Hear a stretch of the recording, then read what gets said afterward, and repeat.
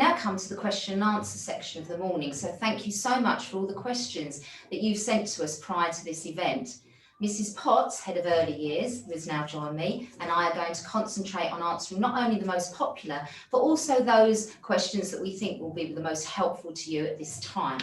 And there are obviously a lot of questions sent in about our admissions procedure. So Mrs Potts is going to be in the hot seat first to take you through the practicalities of applying for a place at Oaklands. So, Mrs Potts, how early do I need to register my child? Please register as early as possible, as demand is high at our 3 main entry points. Some children are even registered before they're born. And what age can my child start? A child can join lower kindergarten at the start of the term that they turn 3. But if my child is due to start in September in reception, when do you conduct the taster assessment session? Children will be invited to school during the previous November. And what does this taster assessment session look like? The children are invited to attend in small groups. A selection of play-based activities are on offer alongside some focused numeracy and fine motor tasks. The children also listen to a story. We're looking at their characteristics. Are they curious? Are they independent? Are they sociable?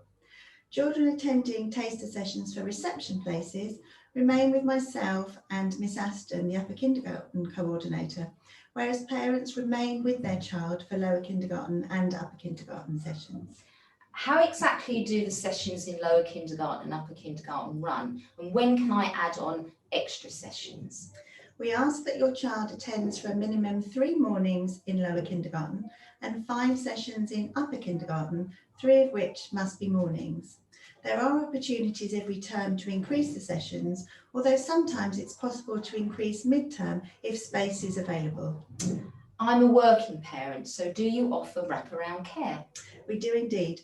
We offer a dedicated EYFS breakfast club from 7:30 a.m. and a separate one for Key Stage 1 and 2. And tea time for all ages is available until 6 p.m. And what about holiday clubs for children in the early years? An early years club runs in the main holidays and is organised by our early years staff and sometimes early years staff from other Oak Tree schools, and it's held in our upper kindergarten.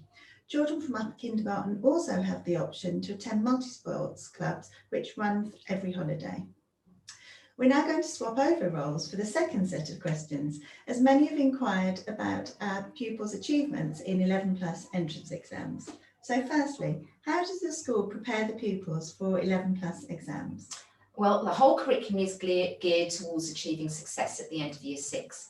And through the development of knowledge and the acquisition of skills in primarily maths and English, together with all the foundation subjects, pupils learn to research, question, debate, solve, create, evaluate and express themselves. We introduce problem solving early in Year 1, so by the time they reach Year 5, they are secure in different strategies they need to apply to reasoning and mathematical questions. We adapt the timetable in Year 5 so that more time is made available to 11+ preparation, maths and English. And we introduce interviewing lessons to equip the pupils with the necessary skills to tackle the different types of interviews that they would experience as part of the 11+ process. Teachers spend time studying past 11+ papers with the pupils, and we hold 11+ mock exams so the children experience the exam situation before the actual exam dates. And how do you help pupils and parents with the application process? Parents are invited to 2 11+ information meetings in Year 5, one in September that explains how the curriculum and timetabling is adapted, and then a more in-depth meeting in May when I explain exactly how the 11+ application process works and what the secondary schools are looking for. This is followed by a confidential meeting with each child's parents to discuss their aspirations for their child in Year 6. Throughout the whole process, we are always available to help if parents have any concerns or questions. And what are your 11+ results like? We are always very proud of our 11+ results. Obviously, every cohort is different, but we always have a healthy percentage of pupils successfully gaining places at Chigwell, Bancroft, Forest, St Edmunds and Brentwood, plus to our 2 Oak Tree schools, Normanhurst and Braeside, every year. Everyone achieves a place at one of their chosen schools. And what about scholarships? How many pupils gain those at surrounding independent schools? Well, this also differs from year to year, but last year, for an example, one pupil was awarded a scholarship. 2019, two pupils were awarded one, and in 2018, three pupils. We've also had a few pupils gain bursaries at particularly nearby independent schools. Right, we've had some really interesting questions to share with you about our curriculum throughout the school. So we're going to start in the early years. So Mrs. Potts is back in the hot seat. So Mrs. Potts, what's a typical day like in an early years class?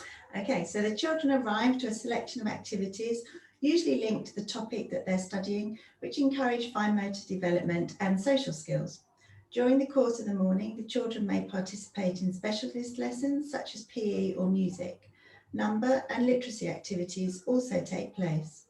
Topic and creative activities usually take place in the afternoons, and all our early years children experience weekly wildwood sessions in our own dedicated woodland area.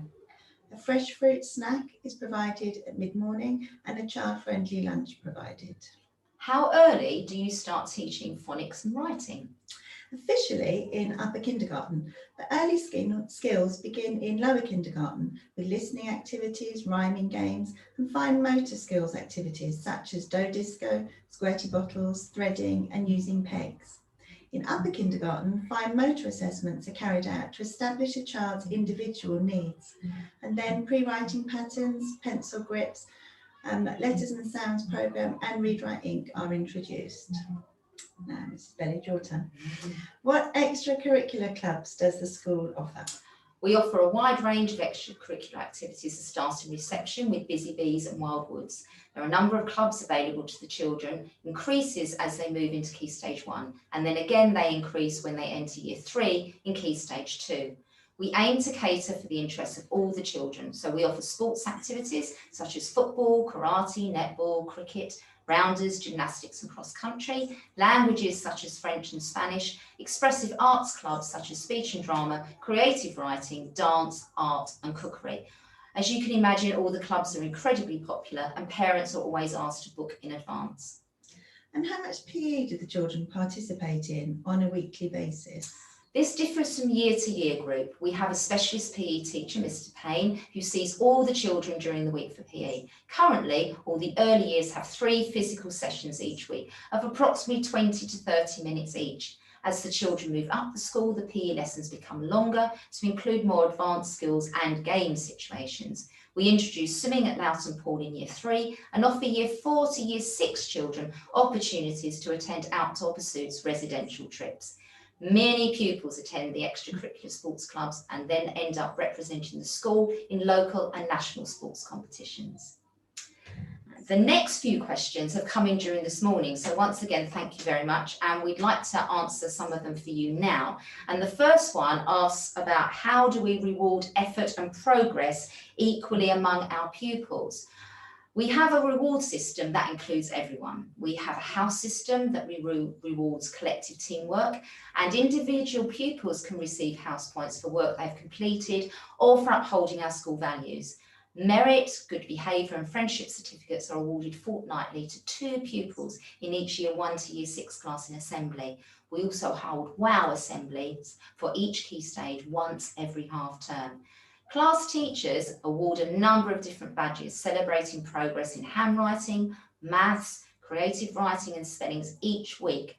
And our small class sizes mean that each child receives an award as a boost to their learning and self-esteem very regularly. A number of you have also asked whether we have bullying in the school and how we deal with it. We have an anti-bullying policy that seeks to support all the individuals that may be involved in a bullying incident. The children and their parents know we are a listening school and will deal immediately with any issue that arises and take the appropriate action in line with our policy. We resolve the differences with sensitivity whilst educating and helping both parties. This is always a really popular question. How many pupils do we have in each class? And there isn't a straightforward answer for this, as there is a global pupil number for the school. And the division of pupils between the year groups is decided by demand and the layout of the buildings on the school site. There's no set number for each class, as some year groups have 1 class in them, some 2, and reception, for example, has 3 classes. But in comparison to state schools, our classes are obviously much smaller.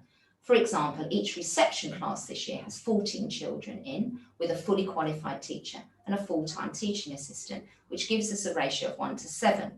In year 3, the first year of Key Stage 2, there are 16 pupils, again with a fully qualified teacher and a full-time teaching assistant, giving a ratio of 1 to 8. Leading on from that previous question is this one. What do pupils gain from being in smaller classes? Well, the small classes mean that a productive relationship between teachers and pupils can be established. The pupils receive a great deal of individual attention, challenge and support in their learning. Marking and feedback can be personalised to each child. The teacher can have an in-depth knowledge of each child's strengths and weaknesses and is therefore able to set realistic targets to promote their progress. On a slightly different topic, we've been asked how often do we assess the children? Assessment for learning occurs every day in the classroom and obviously informs the teacher's planning for the following day. There's a mixture of formal and informal assessment throughout the year. We always conduct baseline assessments at the start of every school year so the teachers know the starting point for every child. Assessments in maths and English occur every half term, whilst areas like spellings and times tables are tested regularly every week. We use a computer-based program called INCAS, which gives us each child's maths, spelling, reading and developability score at the end of each academic year from year 1 to year 6. This robust assessment structure means that we can efficiently and effectively track the progress of each child as they move through the school. Data is analysed on a regular basis so that intervention and support or further extension activities can be applied appropriately. There's an equally substantial programme in place for the early years.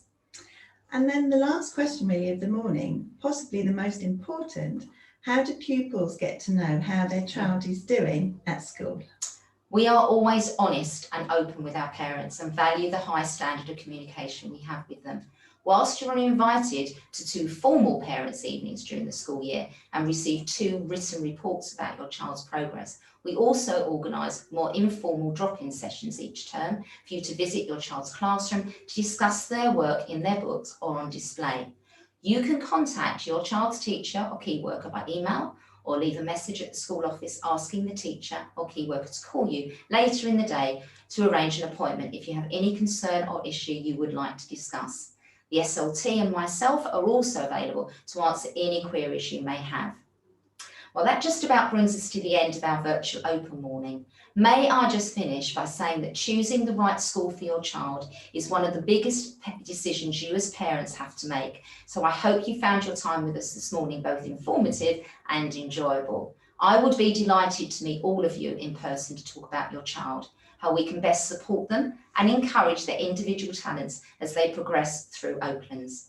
Some of you have already had contact with Miss Hotwood, our admissions secretary. She will be contacting you over the next few days to offer you a personal tour with me at a mutually convenient time.